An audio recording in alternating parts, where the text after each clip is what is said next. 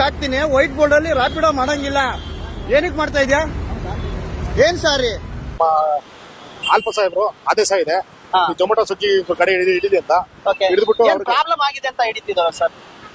Sudden ಆಗಿ ನಮ್ಗೆ ಯಾವುದೇ ನ್ಯೂಸ್ ಸಿಕ್ಕಿದ್ರೂ ವಿಚ್ ಇಸ್ ಎಫೆಕ್ಟಿಂಗ್ ಅಸ್, ನಮಗೆ ನಮ್ಮ ಕೆಲಸದಲ್ಲಾಗಲಿ ನಮ್ಮ ಡೈಲಿ ಲೈಫಲ್ಲಿ ಏನಾದರೂ ಸಡನ್ನಾಗಿ ಆದಾಗ ನಮಗೆ ಅದು ಆಘಾತ ಆಗೇ ಆಗುತ್ತೆ.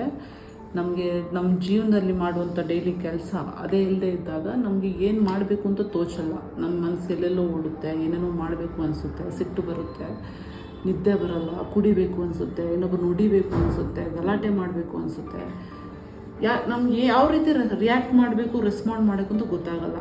ಇಂಥ ಸಂದರ್ಭದಲ್ಲಿ ನಾವು ರಿಲ್ಯಾಕ್ಸ್ ಆಗಿರಬೇಕು. ಆದಷ್ಟು ನಾವು ನಮ್ಮನ್ನೇ ಕಾಮ್ ಡೌನ್ ಮಾಡಿಕೊಂಡು ನಮ್ಮ ಫ್ರೆಂಡ್ಸ್ ಜೊತೆ ಮಾತಾಡ್ಕೋಬೇಕು, ಪೇಷನ್ಸಿಂದ ಇರಬೇಕು, ರಿಯಾಕ್ಟ್ ಮಾಡೋಕ್ಕೆ ಹೋಗಬಾರ್ದು. ಜಾಸ್ತಿ ನಾವು ಎಷ್ಟು ರಿಯಾಕ್ಟ್ ಮಾಡ್ತೇವೋ ಅಷ್ಟೇ ನಮ್ಗೆ ಇನ್ನೂ ಪ್ರಾಬ್ಲಮ್ಸ್ ಬರ್ತಾ ಹೋಗುತ್ತೆ.